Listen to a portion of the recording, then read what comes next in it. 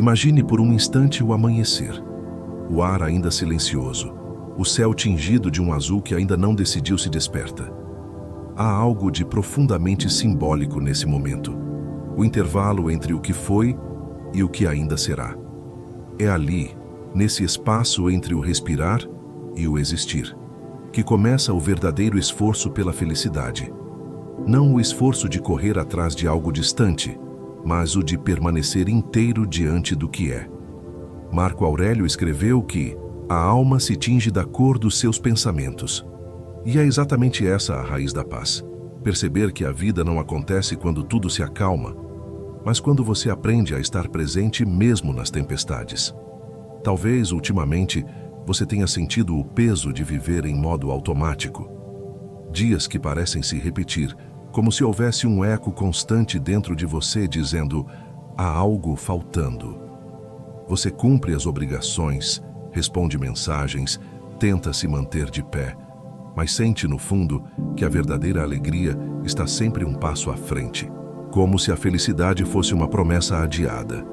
E é difícil admitir, mas esse sentimento silencioso é mais comum do que parece. Muitos caminham com esse vazio no peito, com a sensação de que a vida está passando e eles ainda não começaram a vivê-la de fato. É nesse ponto que mora a dor oculta, a crença de que a felicidade é um destino e não um caminho, que é preciso conquistar algo extraordinário para finalmente respirar em paz, que a tranquilidade é uma recompensa e não uma prática diária. Essa ideia cria uma prisão invisível. Você se condiciona a esperar o dia certo, a companhia certa, o salário certo, o corpo certo. E quando esses dias chegam, algo ainda falta. E então, a mente cria outro alvo, outro quando. O ciclo recomeça. E sem perceber, você passa a viver de esperas e não de presenças. Mas o desejo mais profundo da alma humana não é o de viver dias perfeitos. É o de viver dias com sentido. Reacordar e sentir que, de algum modo, a propósito até mesmo nas pequenas repetições, é querer olhar para o cotidiano e encontrar nele uma centelha de eternidade. Sentir que o simples ato de respirar, de levantar da cama, de preparar um café, é parte de algo maior, um aprendizado silencioso sobre como sustentar a própria paz em meio à imperfeição do mundo. Esse é o verdadeiro anseio do coração. Não uma felicidade espetacular, mas uma serenidade constante. No entanto, há um bloqueio mental que nos afasta disso. Fomos ensinados a acreditar que a felicidade vem de fora, que depende de eventos, de conquistas, de pessoas, que é preciso que algo aconteça para que possamos enfim nos sentir bem. Essa é a armadilha mais sutil da mente moderna, a dependência do evento feliz. Vivemos de picos e não de constância. Esperamos o fim de semana, as férias, o amor ideal, e, enquanto isso, o presente se esvai. Mas a verdadeira felicidade não é uma emoção passageira. É uma condição interior, uma disposição de espírito cultivada com disciplina. É a habilidade de permanecer inteiro, mesmo quando o mundo parece fragmentar-se ao redor. Epictetos nos lembra: a única maneira de felicidade é deixar de se preocupar com coisas que não dependem da nossa vontade. Essas palavras, ainda que antigas, são um espelho do nosso tempo. Hoje, mais do que nunca, somos prisioneiros da tentativa de controlar o incontrolável. O comportamento dos outros, as circunstâncias, o rumo dos acontecimentos. E ao perder o controle, acreditamos que perdemos também a paz. Mas a sabedoria antiga nos convida a inverter esse olhar. A paz não é o prêmio do controle, é o resultado da rendição consciente. Na carta aos Filipenses, o apóstolo Paulo escreve sobre a paz que excede todo o entendimento. Uma paz que guarda o coração e a mente daqueles que se voltam para o que é verdadeiro, respeitável, justo, puro e amável. Essa é uma das passagens mais simples e mais profundas das Escrituras.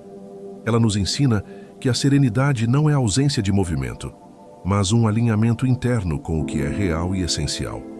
A mente em paz é como um rio que segue seu curso, mesmo que as margens mudem. Pense agora em uma imagem. Imagine que sua mente é um solo fértil, um campo de lavoura. Se ele é deixado à mercê das tempestades externas, das notícias, das opiniões, das comparações, logo as ervas daninhas crescem. Elas se alimentam do descuido. Mas se esse solo é cuidado, se você o cultiva com atenção e consciência, ele floresce em frutos bons. É um processo lento, mas constante. A disciplina de semear bons pensamentos, de regar a mente com presença, de podar os excessos. É assim que nasce a verdadeira prosperidade emocional. Este vídeo não é sobre esperar o momento certo para ser feliz. É sobre entender que a felicidade é construída no meio do agora. Que cada dia é um campo onde se pode escolher o que plantar. Ansiedade ou calma, pressa ou presença, reação ou sabedoria. Aqui, você vai aprender a não esperar que algo grandioso aconteça para sentir gratidão, alegria e força. Vai descobrir como despertar, com disciplina interior, a paz e a coragem que sustentam o cotidiano comum. Porque a verdadeira prosperidade não está em ter mais, mas em ser mais consciente. Não está em alcançar o inalcançável, mas em estar inteiro naquilo que já é. Este é o chamado deste momento. O convite para que você se esforce, todos os dias, para ser feliz. Não como quem corre atrás de algo, mas como quem se lembra com ternura de que a felicidade sempre esteve dentro de si, apenas esperando ser cultivada. E antes de prosseguirmos, escreva nos comentários: eu abraço toda a prosperidade e me liberto de toda a amargura. Essa frase é um símbolo, um compromisso silencioso com o seu próprio florescimento interior. Agora respire fundo. Este é o início da sua jornada. Aqui começa o esforço mais sagrado de todos, o esforço de permanecer em paz. Há algo curioso na forma como o ser humano se relaciona com a própria alegria. Muitos vivem como se a felicidade fosse um evento futuro, um marco especial a ser alcançado. Esperam a promoção, o novo amor, a casa dos sonhos, a viagem planejada. E sem perceber, adiam a plenitude para um dia que nunca chega. Vivem no quase, quase felizes, quase em paz, quase gratos. A mente cria um calendário invisível e nele anota a promessa de um futuro melhor. Mas o problema é que quando o futuro chega, ele se torna o presente. E o presente, quase sempre, é ignorado. Talvez você conheça essa sensação. A de viver esperando que a vida comece de verdade. Esperar que algo finalmente aconteça para justificar o tempo que passou. Mas o que poucos percebem é que a vida já começou. Agora mesmo, neste instante.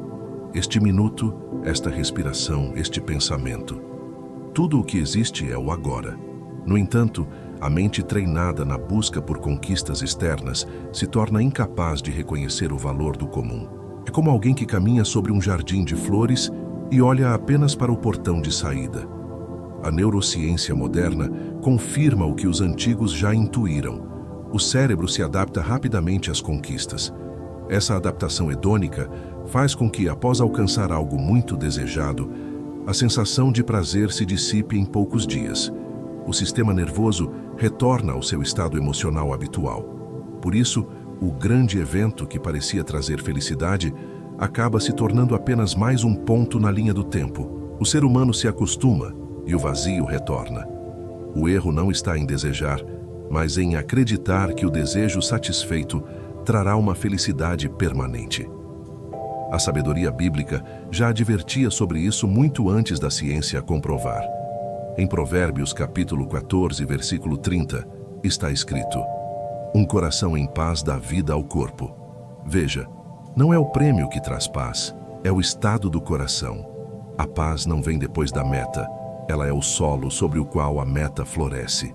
Quando a mente está em paz, qualquer conquista é recebida com gratidão. Quando a mente está inquieta, até o maior sucesso se torna insuficiente. Há uma força imensa no ato de parar, respirar e reconhecer o que já é. A atenção plena aos detalhes simples da existência, o som da água, o movimento do vento, o sabor do alimento, reeduca o cérebro para o contentamento. Não é um contentamento ingênuo, mas lúcido. A gratidão pelas pequenas coisas é um treino espiritual. Ela ensina a alma a não depender de eventos extraordinários para sentir plenitude. É o exercício de ver o milagre naquilo que é comum. Experimente, em silêncio, observar 3 pequenos momentos do seu dia: a respiração que acalma, o som de uma voz querida, o gesto simples de agradecer. Essas pequenas presenças ativam a consciência daquilo que já está bem. São como sementes que, com o tempo, formam raízes de serenidade.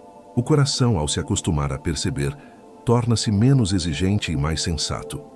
Ele entende que a alegria não é uma meta, é uma postura diante da vida. Há uma metáfora antiga que traduz bem essa ideia. Um escultor passa anos polindo uma estátua, acreditando que a obra só estará pronta quando o mármore for perfeito. Mas o tempo o ensina que a escultura não é apenas o resultado final, é o próprio processo de lapidar, dia após dia, sem pressa. O som do cinzel contra a pedra também é parte da arte. Assim é a vida.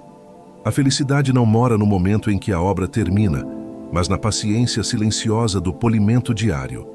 Talvez você tenha acreditado por muito tempo que a sua paz depende de algo que ainda não aconteceu. Que será feliz quando resolver tudo, quando tiver tudo, quando se tornar alguém melhor.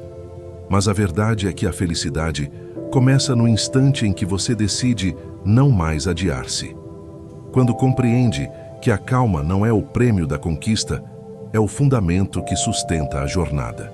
Por isso, olhe para o seu dia como quem observa uma obra em andamento. A beleza até nos traços inacabados. A paz se esconde nas imperfeições e o sentido surge nos detalhes.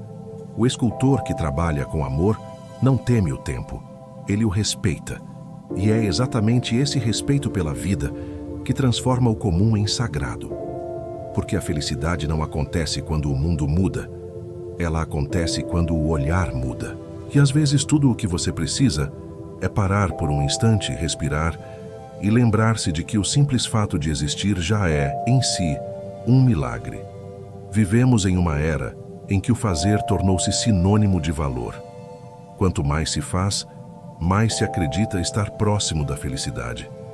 Mas o que poucos percebem é que essa busca incansável pela produtividade, muitas vezes, é uma fuga disfarçada. A mente moderna teme o silêncio porque nele há confronto. E para não encarar o próprio vazio, enche-se a vida de tarefas. É a ilusão de que estar ocupado é o mesmo que estar em paz. Trabalhar demais, correr demais, planejar demais. Tudo isso dá a sensação de controle. Mas é um controle falso, que se desfaz quando o corpo e a alma pedem pausa e não encontram refúgio. Há um ponto de exaustão em que o ser humano já não trabalha por amor, mas por medo. Medo de parar e descobrir que a produtividade não lhe trouxe sentido. Medo de olhar para dentro e perceber que o esforço externo não curou o vazio interno. A ansiedade de fazer demais é a tentativa inconsciente de provar o próprio valor, como se o descanso fosse um pecado e o silêncio uma perda de tempo. Mas há um abismo entre eficiência e sabedoria. A primeira serve ao mundo, a segunda serve à alma. E quando a alma não é servida, o corpo adoece, o humor se apaga e a mente se torna refém da urgência. A psicologia moderna observa que muitos se tornaram dependentes da ocupação constante. Trabalhar, planejar, responder, resolver, tudo para evitar sentir. É uma anestesia disfarçada de virtude. A pessoa se orgulha de ser incansável, mas não percebe que está fugindo de si. Há quem mude de emprego, de cidade, de rotina, acreditando que a mudança trará paz. Mas a inquietação viaja junto. A mente não muda de endereço. Ela muda de estado quando se dispõe a ouvir. O silêncio, embora desconfortável, é o primeiro passo da cura emocional. Por isso, a sabedoria não está em fazer mais, mas em fazer com presença. Um momento de pausa, 5 minutos de quietude, podem ter mais poder restaurador do que horas de produtividade automática. É nesses instantes que o corpo se reconecta à mente, e a mente à alma. Fechar os olhos, respirar fundo, ouvir o próprio coração. Esses são gestos que desarmam a ansiedade. Porque a verdadeira paz não nasce da ausência de tarefas. mas da harmonia entre o agir e o ser. Epictetos dizia que nenhum homem é livre até que domine a si mesmo. E dominar-se é também saber parar. A pausa não é perda, é preparo. É como o campo que descansa entre uma colheita e outra para que volte a produzir com mais força. Quando você permite que o silêncio se instale, ele revela o que estava escondido. As tensões, as culpas, os medos, tudo vem à tona para ser olhado com compaixão. E nesse olhar, a cura. Porque o silêncio não é vazio. O silêncio é espaço. Imagine alguém correndo em uma esteira, acreditando que mudará de paisagem se apenas aumentar a velocidade. Mas por mais rápido que corra, o cenário é o mesmo. Assim é a vida quando se confunde movimento com progresso. Há momentos em que é preciso descer da esteira, abrir a janela e simplesmente contemplar. Só assim se percebe que o que faltava não era tempo, mas presença. A produtividade é útil, mas a paz é essencial. Trabalhar é nobre, mas viver é sagrado. E o verdadeiro sucesso é aquele que não custa a própria alma. Desde cedo, somos ensinados a confundir força com dureza. Acreditamos que ser forte é nunca vacilar, nunca chorar, nunca demonstrar fraqueza. Mas esse conceito é uma armadilha que aprisiona a alma, porque a verdadeira força não é a ausência de vulnerabilidade, é a sabedoria de acolhê-la sem se perder nela. Há quem viva em permanente tensão, tentando provar resistência, enquanto por dentro carrega um cansaço que o corpo já não consegue esconder.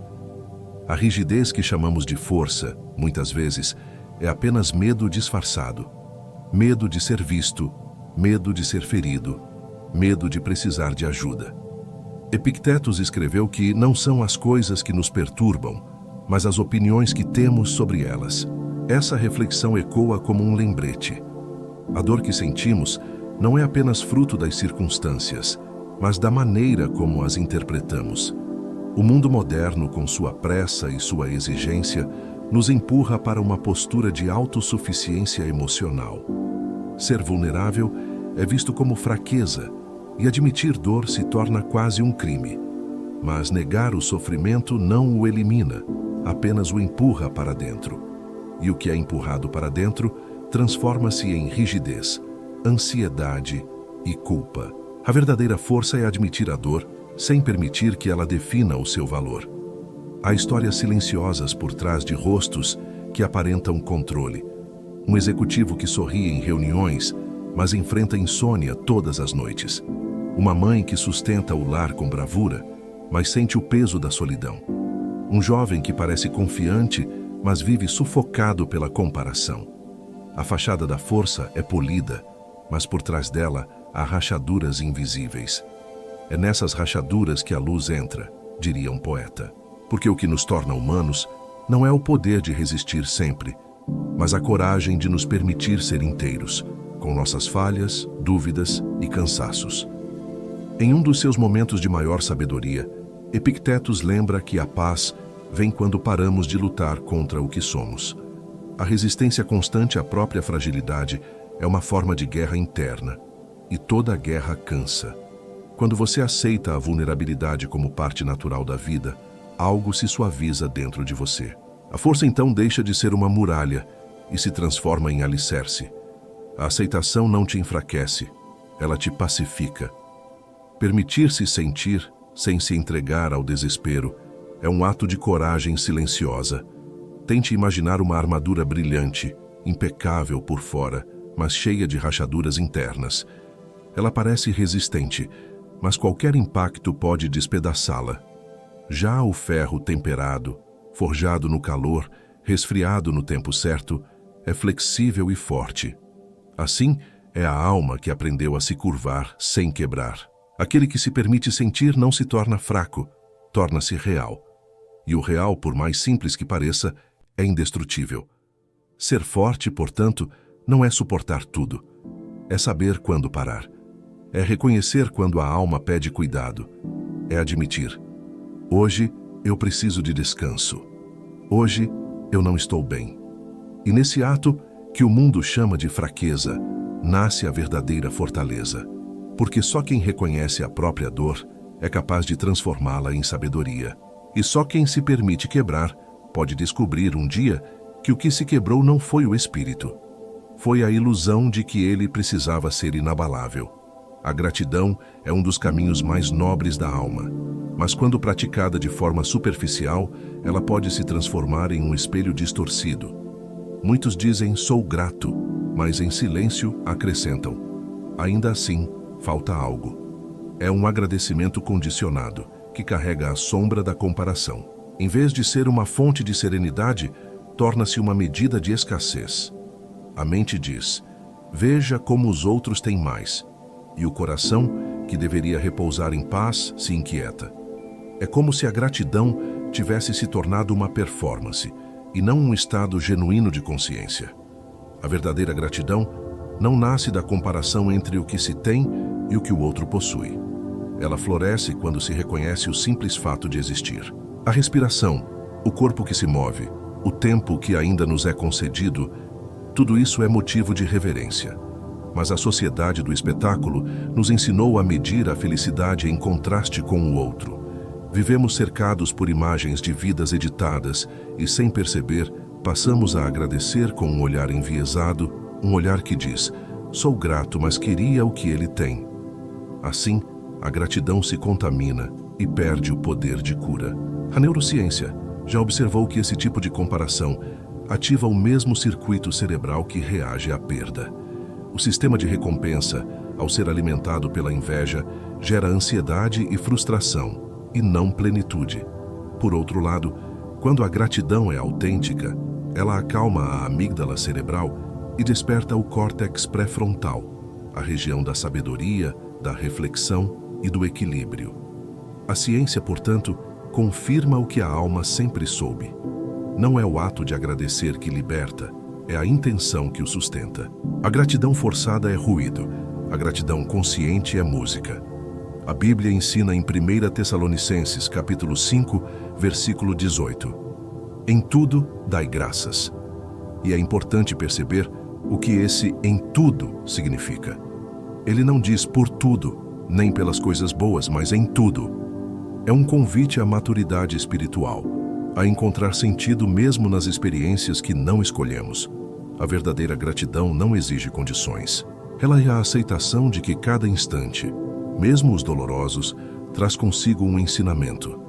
E quando essa compreensão amadurece, o coração deixa de competir e começa a contemplar.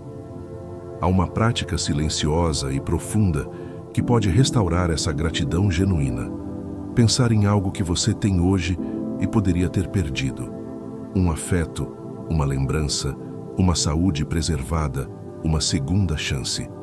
Esse exercício, chamado de gratidão reversa, devolve profundidade ao olhar. Ele faz você perceber que o que é comum pode ser extraordinário quando visto com consciência. A alma se aquieta porque reconhece o valor do presente. A gratidão é como uma vela acesa em meio à escuridão. Quando você a mantém firme, mesmo o menor brilho é suficiente para iluminar o caminho. Mas quando começa a olhar para a chama de outra vela e desejar que a sua seja maior, o vento da comparação apaga o seu próprio fogo. Por isso, a gratidão não deve ser uma medida de comparação, mas um ato de reverência. Ser grato não é negar o que falta, é perceber a abundância que já existe. E quando essa percepção se torna um hábito, a vida deixa de ser uma corrida por mais e se torna uma celebração do suficiente. Há uma tensão constante dentro do ser humano, o desejo de controlar a vida, controlar o tempo, as pessoas, os resultados, as dores. Essa busca por domínio total parece, à primeira vista, sinal de força e responsabilidade, mas é uma das principais fontes de sofrimento. A mente acredita que, se conseguir manter tudo sob controle, poderá enfim descansar. No entanto, quanto mais tenta controlar, mais se afasta da paz. O controle total é uma miragem, uma ilusão que consome energia e rouba a serenidade. A paz não está no domínio do que acontece, mas na sabedoria de saber o que merece o nosso esforço e o que precisa ser entregue ao fluxo maior da vida.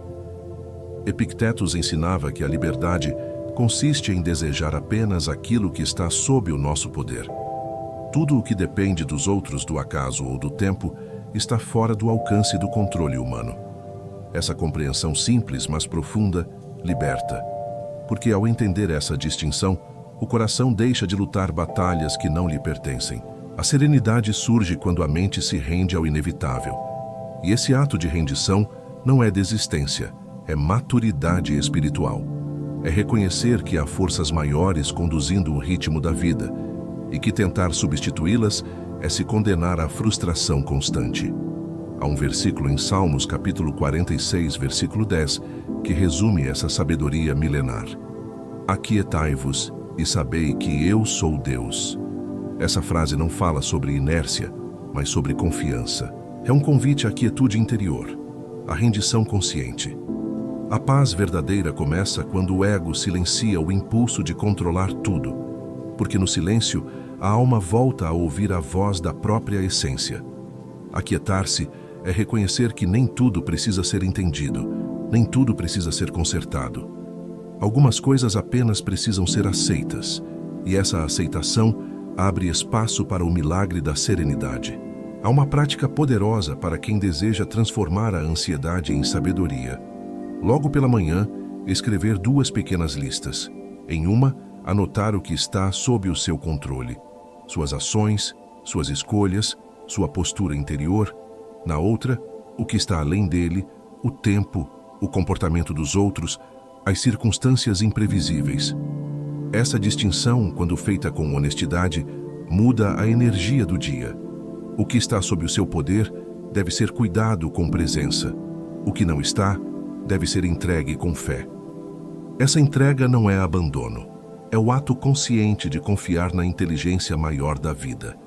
Imagine tentar segurar o vento com as mãos. Quanto mais força você faz, mais ele escapa. O vento não foi feito para ser contido, mas para ser compreendido. Assim também são os acontecimentos da vida. Alguns são suaves, outros tempestuosos. Alguns nos levantam, outros nos testam. Mas todos passam. Quando você aprende a ajustar a vela do barco, em vez de lutar contra o vento, a viagem se torna mais leve. A energia antes usada para controlar é transformada em sabedoria para navegar. A paz verdadeira nasce quando você percebe que não precisa dominar o mundo para estar bem, que pode caminhar em meio à incerteza sem perder o centro, que pode não ter todas as respostas e ainda assim confiar. A maturidade emocional é o reconhecimento de que o controle total é impossível, mas o autocontrole é sempre possível. E é nele que mora a liberdade. Quando você solta as rédeas do incontrolável, a vida não desmorona, ela respira. E pela primeira vez você também. Existe um tipo de silêncio que aparece depois da vitória. É o silêncio que vem quando o objetivo é alcançado, mas o coração continua inquieto. Muitos passam anos perseguindo um sonho, acreditando que a conquista trará sentido e completude. E quando finalmente chegam lá, descobrem algo desconcertante. O vazio continua. É um momento de estranha confusão, porque o mundo aplaude, mas a alma não vibra. Esse vazio não é fracasso, é revelação. Ele mostra que a felicidade não mora no topo da montanha, mas no caminho que se faz até lá, e, sobretudo, na presença consciente de quem caminha. A psicologia chama isso de efeito de meta. O cérebro, condicionado pela expectativa, libera ondas de prazer ao se aproximar de uma conquista. Mas, uma vez atingido o objetivo, há uma queda abrupta de dopamina. A mente, então, sente a ausência do estímulo e corre para criar outro objetivo. É um ciclo interminável. Desejar, conquistar, esvaziar, desejar novamente. Esse padrão explica por que tantas pessoas bem-sucedidas se sentem vazias e tantas conquistas grandiosas não trazem paz. A questão não é o que se conquista, mas o espaço interior em que a conquista acontece. Pense em quantos atletas, artistas e empreendedores relataram a mesma sensação. O triunfo que deveria ser o ápice se transforma em um eco silencioso de solidão. O pódio é alto, mas o silêncio lá em cima é profundo. O ser humano, em sua essência, não busca apenas vencer. Ele busca sentir que sua existência tem sentido. O vazio pós-conquista não é uma punição, é um lembrete. Ele nos convida a voltar para dentro e perguntar: o que realmente me move? Porque sem significado, até o sucesso se torna fardo. Antes de perseguir o próximo grande objetivo, talvez seja sábio fazer uma pausa e perguntar a si mesmo: que tipo de pessoa eu me torno ao conquistar isso? Essa pergunta transforma o foco do ter para o ser. O verdadeiro propósito de uma meta não é apenas o resultado, mas o processo de crescimento que ela provoca. Quando o fazer se alinha ao ser, a conquista não gera vazio, gera plenitude. Quando não há essa coerência, o topo da montanha se torna um lugar frio. A alegria se sustenta não no que se alcança, mas no modo como se vive enquanto alcança. Há uma metáfora antiga que descreve bem esse dilema. Imagine alguém subindo uma montanha, acreditando que a felicidade o espera no cume. Ele se esforça, transpira, enfrenta a neve e o vento. Quando finalmente chega ao topo, olha ao redor e percebe que a paisagem mais bela estava no caminho, nas flores que ignorou, no riacho que atravessou sem olhar, nas pausas que apressou. A obsessão pelo destino o cegou para a beleza da jornada. Assim também é a vida. Quando a pressa de chegar lá domina, o presente se perde e o vazio se instala. A maturidade emocional surge quando entendemos que o verdadeiro sucesso é a paz de espírito. É o contentamento que não depende de aplausos, metas ou reconhecimentos. É a alegria silenciosa de quem vive com sentido, mesmo quando ninguém vê. O vazio não é o fim, é o início da consciência. Ele aponta para a necessidade de voltar ao essencial, de trocar a ânsia pelo propósito, o acúmulo pela clareza. Porque no fim, a meta mais alta da alma não é conquistar o mundo, mas encontrar-se em paz dentro dele. A paz interior não é um dom repentino, é uma construção paciente, feita de pequenos gestos diários que moldam o caráter e sustentam a mente nos dias difíceis. Muitos esperam que o equilíbrio emocional venha em momentos especiais, depois das férias, de uma conquista, de um novo amor. Mas o equilíbrio verdadeiro nasce no cotidiano comum, nos hábitos que se repetem silenciosamente, nas escolhas que parecem pequenas, mas constroem alicerces profundos. A mente humana é moldada pela repetição, e o que se repete torna-se verdade. Se o caos é repetido, ele vira norma. Se o silêncio é cultivado, ele vira abrigo. Há um erro comum em esperar inspiração para cuidar de si. As pessoas acreditam que precisam se sentir bem para agir bem. Mas a sabedoria antiga e a ciência moderna concordam. É a ação constante que cria o estado emocional desejado. A neurociência chama isso de plasticidade sináptica. O cérebro muda de acordo com o que praticamos. Pequenos atos de autocuidado, repetidos com constância, formam caminhos de serenidade. É por isso que uma prática simples, como respirar com atenção, pode mudar o tom de um dia inteiro. A repetição é o esculpir da alma. A Bíblia ensina, em Colossenses capítulo 3, versículos 23 e 24, tudo o que fizerem, façam de todo o coração, como para o Senhor.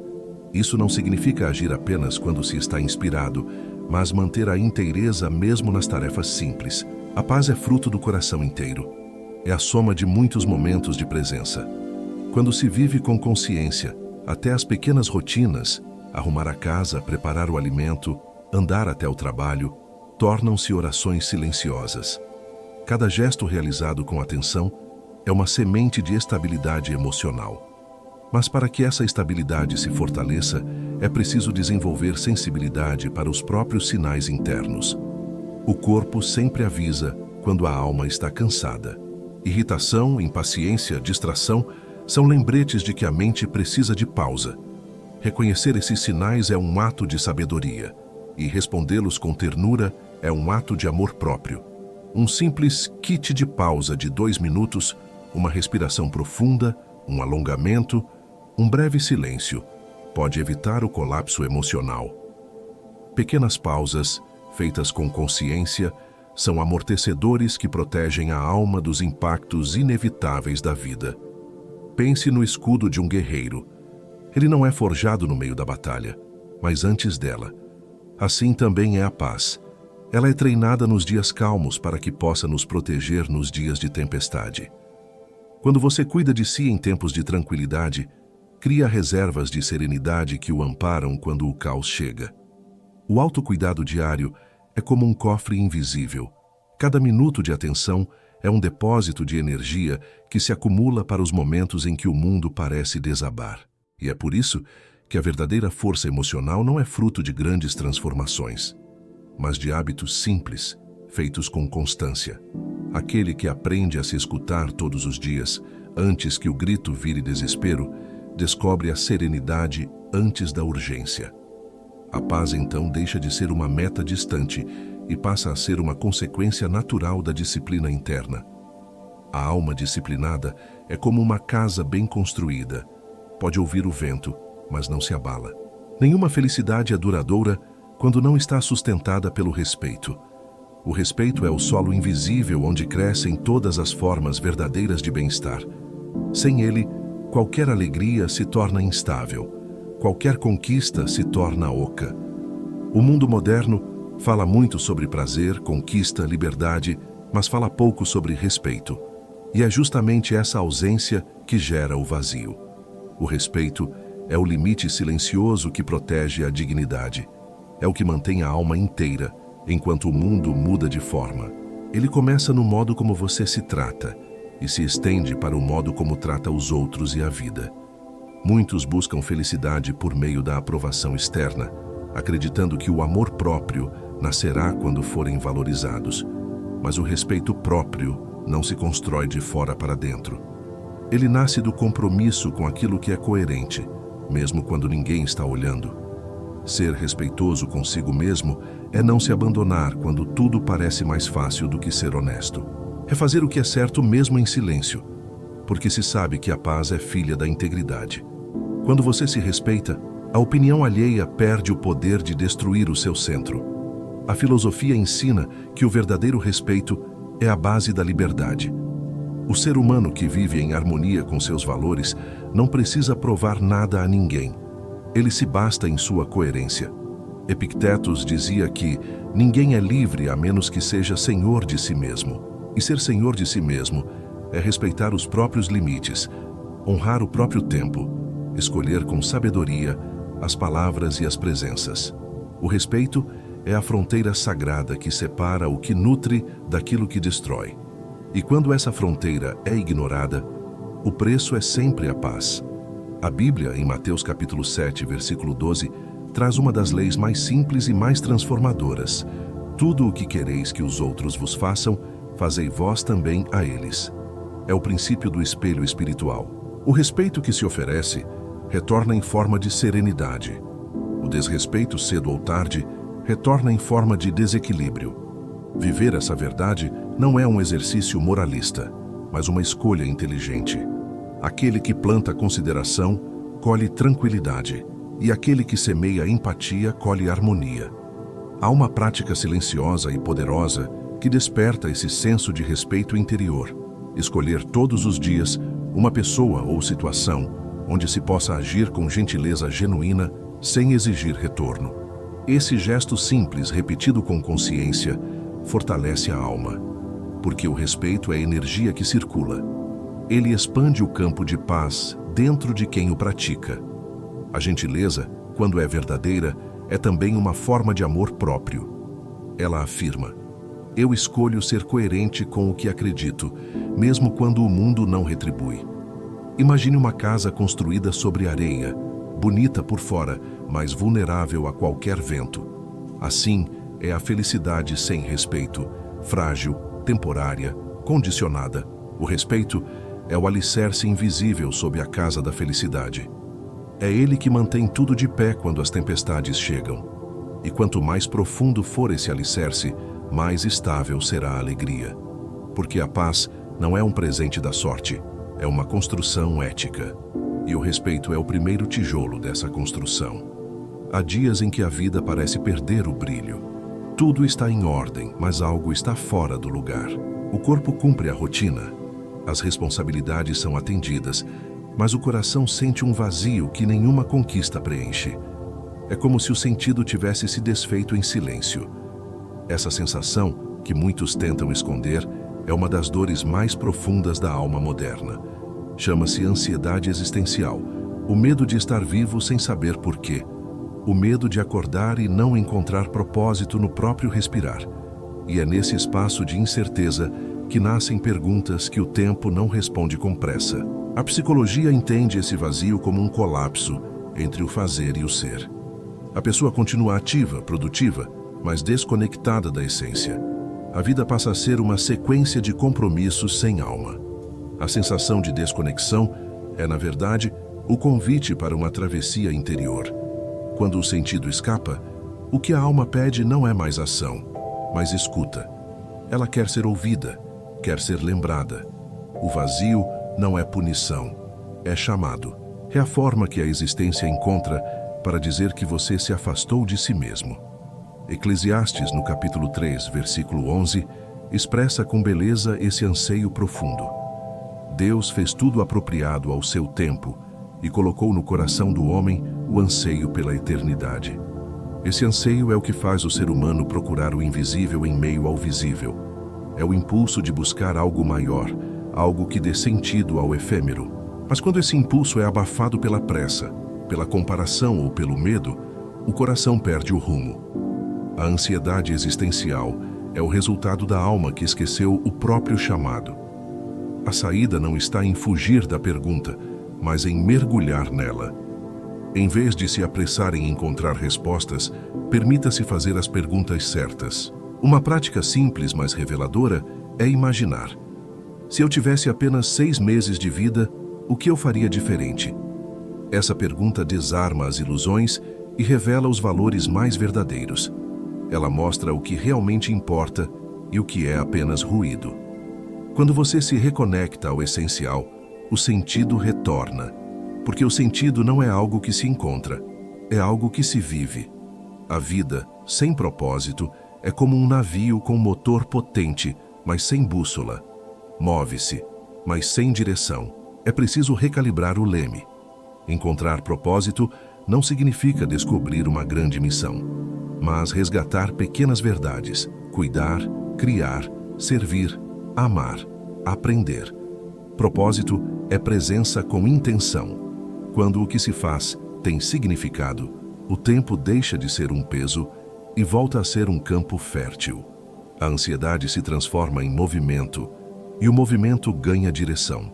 A sabedoria silenciosa da vida é que o sentido nunca desaparece por completo. Ele apenas se esconde quando a alma se cansa. E quando isso acontece, o mais sábio não é correr, mas sentar-se em silêncio e escutar o que o coração está tentando dizer. Às vezes, a vida não precisa de grandes respostas, apenas de uma pequena reconciliação com o presente. E quando essa reconciliação acontece, o vazio deixa de ser abismo e se torna espaço. Um espaço onde o novo pode nascer e onde a alma, enfim, volta a respirar. Vivemos em um tempo em que até as emoções se tornaram tarefas. É comum ouvir alguém dizer, hoje preciso estar bem, como se o bem-estar fosse uma obrigação, e não um estado natural que flui quando é permitido existir. Essa busca incessante por ser funcional em tudo, até na forma de sentir, transforma a alma em uma máquina exausta. O ser humano começa a tratar seus sentimentos como compromissos a cumprir, marcando-os mentalmente em uma agenda invisível. Mas a verdade é que nenhuma emoção se resolve por controle, apenas por presença. As emoções não foram feitas para serem concluídas, mas compreendidas. A produtividade emocional nasce quando se entende que sentir não é perda de tempo, mas forma de sabedoria. Cada emoção tem um propósito. A tristeza ensina a soltar. A raiva aponta o que foi invadido. A alegria mostra onde há vida. Quando você permite que as emoções cumpram sua função, elas passam naturalmente, deixando clareza no lugar do peso. Mas quando são reprimidas ou cobradas, tornam-se energia acumulada, pronta para se transformar em tensão. A alma, como um rio, precisa de fluxo, e o represamento constante gera inundação. A neurociência afirma que o equilíbrio emocional não vem da constante ativação, mas da alternância entre estímulo e recuperação. A mente precisa de pausas, o corpo precisa de descanso e o coração precisa de silêncio. A verdadeira produtividade não está em fazer o tempo render, mas em fazer o tempo curar. Quando se respeita o ciclo natural do sentir, a energia se renova. É o mesmo princípio que a natureza ensina. Nenhuma terra produz o ano inteiro. Há o tempo da colheita e o tempo do repouso. A sabedoria é saber distinguir um do outro. Há uma história comum entre empreendedores e líderes que, após anos de sucesso, confessam ter perdido o prazer pelo que fazem. Eles se orgulhavam de nunca parar, até perceberem que a mente sem descanso deixa de criar e apenas repete. O corpo segue, mas o espírito se cala. É nesse ponto que o cansaço deixa de ser físico e se torna existencial. O trabalho, que deveria ser expressão de propósito, vira apenas sobrevivência emocional. E então surge a pergunta que poucos têm coragem de fazer: o que me restaria se eu parasse? Essa pergunta, quando feita com sinceridade, é o primeiro passo para reencontrar o centro. Um exercício simples pode transformar essa relação com o sentir. Ao final do dia, em vez de listar o que foi feito, anote o que foi sentido. Pergunte-se: o que me deu energia hoje? O que me drenou? Essa reflexão muda a forma de se perceber. Ela mostra que o valor de um dia não está na quantidade de tarefas cumpridas, mas na qualidade da presença com que foram vividas. Ao reconhecer o que nutre e o que consome, você começa a escolher melhor onde colocar sua atenção. E essa escolha é um ato de amor próprio. As emoções são como faróis. Se você tenta mantê-los todos acesos o tempo inteiro, logo as lâmpadas se queimam. Mas quando se permite alternar luz e sombra, o caminho continua iluminado sem se esgotar. A produtividade emocional é isso: saber acender e apagar com sabedoria. Permitir-se sentir, pausar e recomeçar com o coração inteiro. Porque o verdadeiro rendimento da alma não se mede em conquistas, mas na paz que sobra depois do esforço. O que nutre permanece, o que consome se dissolve. E no meio dessa harmonia silenciosa, a vida volta a ser leve, não por falta de desafios, mas por excesso de consciência. Há uma expectativa silenciosa dentro de quase todo ser humano, a de que a vida deveria ser constante, harmônica e previsível. A mente busca dias perfeitos, emoções equilibradas, relações sem conflito. Mas a verdade é que a vida nunca prometeu ser ideal. Ela é feita de contrastes, de altos e baixos, de luz e sombra. O sofrimento começa quando o ser humano exige que o mundo funcione de acordo com seus desejos. Essa resistência à imperfeição gera ansiedade e culpa. Aceitar que haverá dias cinzentos é libertador, porque o problema não é o dia ser difícil, é acreditar que ele deveria ser diferente. Epictetos nos lembra que somos perturbados não pelos fatos, mas pela visão que temos deles. Essa lição, simples e eterna, contém um poder profundo. Os fatos da vida não nos destroem. O que nos fere é a interpretação rígida que criamos sobre eles. Um dia ruim não é o fim do caminho. Um erro não define o valor de uma pessoa. O sofrimento, quando olhado com humildade, pode ser o terreno onde germina a sabedoria. Quando aceitamos o não ideal como parte da existência, a alma se alinha ao fluxo natural da realidade e deixa de lutar contra o que é. A Bíblia, em Romanos capítulo 8, versículo 28, oferece um consolo para os dias em que tudo parece desajustado. Sabemos que todas as coisas cooperam para o bem daqueles que amam a Deus. Isso significa que até o que dói pode servir, que há sentido mesmo naquilo que parece caos. A aceitação dessa verdade não é passividade, é confiança. É entender que por trás da desordem aparente há um tecido invisível de aprendizado sendo tecido pela vida. O bem maior, às vezes, se esconde no que o ego chama de erro. Uma prática simples pode transformar a relação com os dias difíceis. Escolha um momento da semana, talvez na sexta-feira, e registre algo que o tenha frustrado. Em seguida, pergunte-se: O que posso aprender com isso? Esse gesto de reflexão muda a energia da dor. Ele transforma a falha em ferramenta, frustração em clareza. A sabedoria nasce quando a mente deixa de julgar os dias em bons e ruins e passa a vê-los apenas como diferentes. Cada um traz uma lição. Cada um cumpre um papel no amadurecimento da alma. Pense em um jardim. Nenhum jardim floresce todos os dias. Há manhãs de sol e tardes de chuva. Há folhas que caem e brotos que nascem. O jardineiro sábio não amaldiçoa o inverno, porque sabe que é ele que fortalece as raízes. Assim também é com a vida. Quando se aprende a aceitar o ciclo natural das coisas, a alma deixa de exigir que tudo floresça ao mesmo tempo. E, paradoxalmente, é essa aceitação que permite que a beleza volte a crescer. Reconhecer o não ideal é reconhecer a própria humanidade. É abandonar a ilusão de perfeição e abraçar o real. A paz não se instala quando tudo está bem, mas quando deixamos de brigar com o que é. Quando a mente se rende ao fluxo da existência, o peso do controle se dissolve e surge um espaço de quietude. É ali no coração que aceita e confia que a serenidade cria raízes. Porque a paz não está no mundo ideal, está na alma que aprendeu a amar o mundo como ele é. A perda é uma das experiências mais universais e, ao mesmo tempo, mais solitárias da existência. Cada ser humano, em algum momento, é confrontado com a ausência de alguém, de algo, de um sonho. Mas o modo como reagimos à perda determina o tipo de força que nascerá dela. Muitos a encaram como um fim, uma destruição sem propósito. Outros aprendem a vê-la como uma travessia, dolorosa, sim, mas reveladora. Porque há um poder silencioso escondido naquilo que se perde. E se houver coragem de permanecer presente à dor, ela se transforma em solo fértil, onde a maturidade e a fé criam raízes. A psicologia moderna nos ensina que o trauma não resolvido se torna bloqueio. Ele endurece a mente, cria desconfiança, enfraquece o fluxo da vida.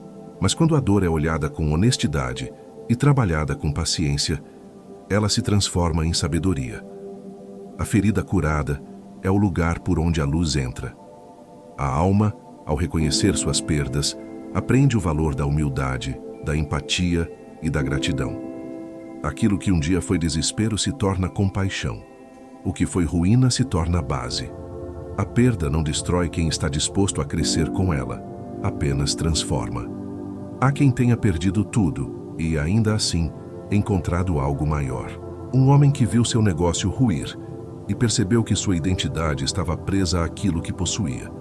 Uma mulher que enfrentou uma separação e descobriu que nunca havia aprendido a se ouvir.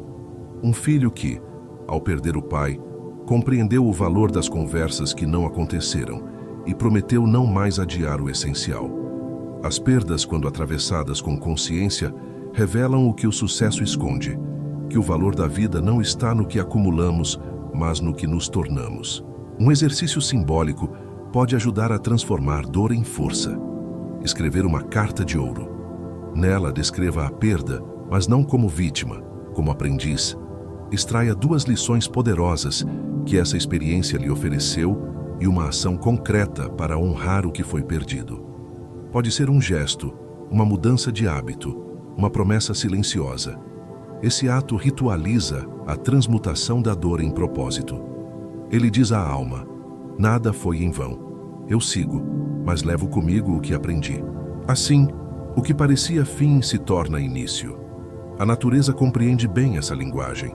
Depois de um terremoto, o solo parece destruído, mas, sob as rachaduras, há um novo terreno se formando. As sementes antigas se abrem no calor da destruição, e o que renasce é mais forte, mais adaptado. O mesmo acontece dentro de nós. As perdas abalam as estruturas frágeis para revelar onde é preciso reconstruir com verdade. O que ruir era ilusão, o que permanecer é essência. Transformar perdas em alicerces não é negar a dor, é abraçá-la até que ela revele o que veio ensinar. A força genuína nasce da vulnerabilidade compreendida, e aquele que aprende a perder sem se perder de si torna-se inabalável, porque descobre que o que realmente importa nunca é tirado, apenas depurado. A perda, então, deixa de ser ferida e se torna fundação. É nela que a alma aprende a se erguer novamente, agora com raízes profundas, e uma fé que já não depende de circunstâncias. Poucas coisas desgastam tanto a alma quanto viver em desacordo consigo mesmo. Quando o que se pensa não combina com o que se sente e o que se sente não se traduz no que se faz, nasce uma espécie de ruído interior. É uma dissonância silenciosa, quase invisível, mas profundamente corrosiva. A pessoa pode parecer tranquila por fora, mas carrega dentro de si um conflito constante, uma sensação de desencontro. Essa falta de coerência é o que enfraquece a paz e rouba a vitalidade, porque a mente, o coração e o corpo foram feitos para trabalhar juntos. E quando se movem em direções diferentes, a vida perde o ritmo. Viver com coerência interior é, antes de tudo, um ato de coragem. É escolher a verdade, mesmo quando ela é incômoda. É recusar as máscaras, mesmo quando elas parecem seguras. A coerência não exige perfeição, exige honestidade. E honestidade é dizer a si mesmo: ainda não sou quem desejo ser, mas caminho nessa direção com inteireza. Quando o pensamento, o sentimento e a ação se alinham, nasce um tipo de poder silencioso, o poder da serenidade.